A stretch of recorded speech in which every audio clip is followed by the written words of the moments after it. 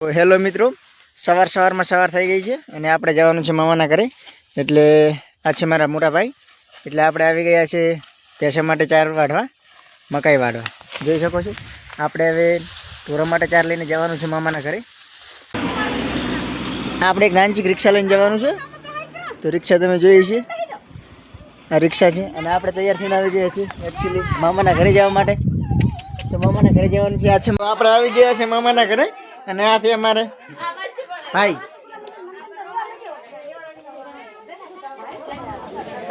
આને શું કહેવાય કોમેન્ટમાં જણાવો.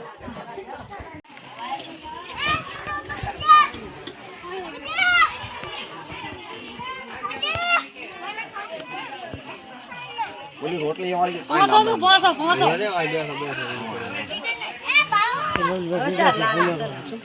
જગ્યા થઈને જમણવાનું ચાલુ. હા, એ